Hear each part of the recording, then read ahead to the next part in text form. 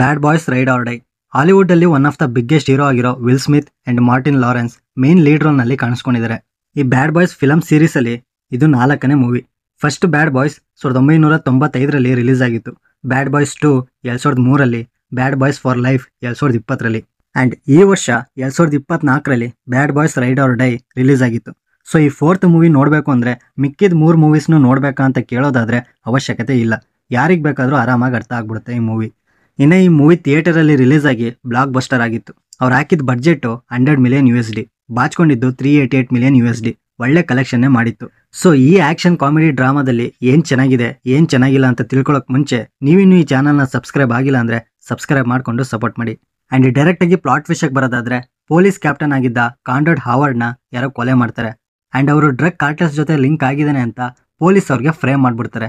But mic ಹಾಗೂ Marcus ಕಾಂಡರ್ಡ್ Howard ಆತರ ಕೆಲಸ ಎಲ್ಲ ಮಾಡಿರಲ್ಲ ಅಂತ ಅದನ್ನ ಪ್ರೂವ್ ಮಾಡಕ್ ಹೋಗ್ತಾರೆ. ಸೊ ಈ ಜರ್ನಲ್ಲಿ ಮೈಕ್ ಹಾಗೂ ಮಾರ್ಕಸ್ ಅವ್ರಿಗೆ ಏನೆಲ್ಲ ಪ್ರಾಬ್ಲಮ್ಸ್ ಎದುರಾಗ್ತವೆ, ಅಷ್ಟಕ್ಕೂ ಕಾಂಡರ್ಡ್ ಹಾವರ್ಡ್ನ ಕೊಲೆ ಮಾಡಿದ್ ಯಾರು, ಅವ್ರ ಮೇಲೆ ಇರೋ ಆಪಾದನೆನ ಕ್ಲಿಯರ್ ಮಾಡ್ತಾರ ಇಲ್ವಾ ಅನ್ನೋದನ್ನ ನೀವು ಸಿನಿಮಾ ನೋಡಿ ತಿಳ್ಕೊಬೇಕು. ಅಂಡ್ ಫಸ್ಟ್ಲಿ ಆಕ್ಷನ್ ವೈಸ್ ಆಗ್ಲಿ ಫನ್ ಆಗ್ಲಿ ಎಲ್ಲೂ ಕಮ್ಮಿ ಮಾಡಿಲ್ಲ. ಬಿಗಿನಿಂಗ್ ಇಂದಾನೆ ಇವರಿಬ್ರು ಮೈಕ್ ಮತ್ತೆ ಮಾರ್ಕಸ್ದು ಆ one liners punch and fun zone ಇಂದಾನೆ ಸ್ಟಾರ್ಟ್ ಮಾಡ್ತಾರೆ. ಅದು ತುಂಬಾ ಕ್ರೇಜಿ ಆಗಿತ್ತು ಅಂಡ್ ಇದು ಚೆನ್ನಾಗಿ ವರ್ಕೌಟ್ ಕೂಡ ಆಯ್ತು ಈ ಮೂವಿಗೆ. And throughout the movie first half ಪೂರ್ತಿ ನಿಮಗೆ ಸಖತ್ ಕಾಮಿಡಿ ಇರುತ್ತೆ. ತುಂಬಾ ಫಾಸ್ಟ್ ಆಗಿ ರನ್ ಆಗ್ತಿರೋದ್ರ ಜೊತೆಗೆ ಸೀರಿಯಸ್ ಸಿಚುವೇಶನ್ಸ್ ಗಳನ್ನು ತೋರಿಸ್ತಾರೆ. ಬಟ್ ಆ ಸೀರಿಯಸ್ ಅಲ್ಲೂ ಕಾಮಿಡಿ ಜನರೇಟ್ ಮಾಡಿದರೆ ಅದಂತೂ ಸೈಕ್ ಆಗಿತ್ತು. ಆ ಒನ್ ಲೈನರ್ ಡೈಲಾಗ್ಸ್ ಮಾತ್ರ ಚೆನ್ನಾಗಿ ವರ್ಕ್ ಆಗಿದೆ ಇಲ್ಲಿ. At the same time action blocks ಅಲ್ಲೂ ಬಿಡಲ್ಲ, ಅಲ್ಲೂ ಫನ್ ನ ಪ್ರಾಪರ್ ಆಗಿ ಬ್ಲೆಂಡ್ ಮಾಡಿದ್ದಾರೆ. ಸೊ ಇದರಿಂದ ಆಡಿಯನ್ಸ್ ಸ್ಟಾರ್ಟಿಂಗ್ ಇಂದ ಎಂಡಿಂಗ್ ವರ್ಗೂ ಎಂಜಾಯ್ ಮಾಡ್ತಾನೆ ಇರ್ತಾರೆ.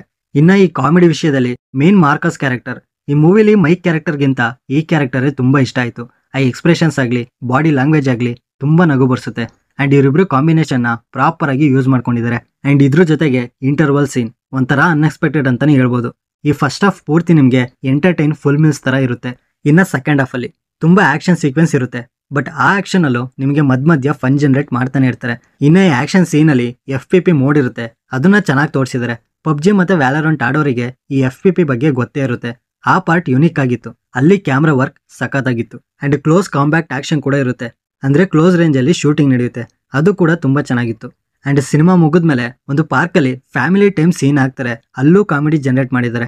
ಬಿಗಿನಿಂಗ್ ಫನ್ ಇಂದ ಸ್ಟಾರ್ಟ್ ಮಾಡಿ ಎಂಡಿಂಗ್ ಅಲ್ಲಿ ಫನ್ ಜೊತೆ ಎಂಡ್ ಮಾಡ್ತಾರೆ. ಇನ್ನ ಪರ್ಫಾರ್ಮೆನ್ಸಸ್ ವಿಷಯಕ್ಕೆ ಬರೋದಾದ್ರೆ, ಮೈಕ್ ಅಂಡ್ ಮಾರ್ಕಸ್ ಇವರಿಬ್ರು ಇಲ್ಲ ಅಂದ್ರೆ ಈ ಮೂವಿ ಝೀರೋ, ಅಷ್ಟು ಇಂಪ್ಯಾಕ್ಟ್ ಮಾಡಿದ್ದಾರೆ ಇವರಿಬ್ರು. Especially Marcus performance peak level ಅಂತಾನೆ ಹೇಳ್ಬೋದು. ಹೆವಿ ಫನ್ ಇರುತ್ತೆ ಅವ್ರ ಆಕ್ಟಿಂಗ್ ಮಾಡ್ಬೇಕಾದ್ರೆ. ಅಂಡ್ ಮಾರ್ಕಸ್ ನನಗೆ ಸಾವೇ ಇಲ್ಲ ಅಂತ ಅನ್ಕೊಂಡು ಅದರಿಂದ ಕ್ರಿಯೇಟ್ ಆಗೋ ಸಿಚುವೇಶನ್ ಮಾತ್ರ ನೆಕ್ಸ್ಟ್ ಲೆವೆಲ್. ಅದರಿಂದ ಮೈಕಿಗಂತೂ ಸಿಕ್ಕಾಪಟ್ಟೆ ತಲೆನೋವು ಬರುತ್ತೆ. ಅಂಡ್ ಇದ್ರ ಜೊತೆಗೆ ರಾಗಿ ಅಂತ ಒಂದು ಕ್ಯಾರೆಕ್ಟರ್ ಇದೆ. ಒಂದು ಸೀನ್ ಅಲ್ಲಿ ಎಕ್ಸ್ಪೆಕ್ಟೇ ಮಾಡಿರಲ್ಲ ನಾವು ಅವ್ನು ಏನ್ ಮಾಡ್ತಾನೆ ಅಂತ. ಅದನ್ನ ನೀವು ಮೂವಿ ನೋಡಿದಾಗಲೇ ಸಖತ್ ಎಂಜಾಯ್ ಮಾಡ್ತೀರಾ.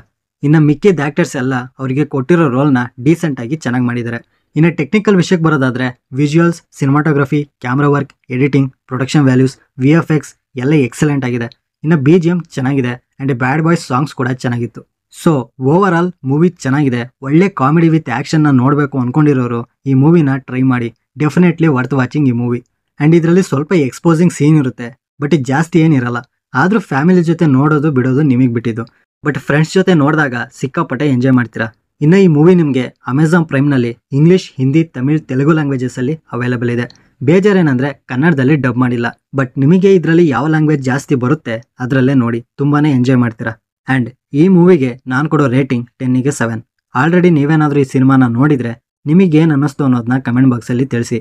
ಸೊ ಈ ರಿವ್ಯೂ ನಿಮ್ಗೆ ಏನಾದ್ರೂ ಇಷ್ಟ ಆಗಿದ್ರೆ ಲೈಕ್ ಮಾಡಿ, ಶೇರ್ ಮಾಡಿ. ಹೊಸಬ್ರಾಗಿದ್ರೆ ಈ ಚಾನಲ್ನ ಸಬ್ಸ್ಕ್ರೈಬ್ ಮಾಡ್ಕೊಂಡು ಪಕ್ಕದಲ್ಲಿರೋ ಬೆಲ್ ಐಕನ್ನ ಪ್ರೆಸ್ ಮಾಡಿ. ಮತ್ತೆ ಸಿಗೋಣ.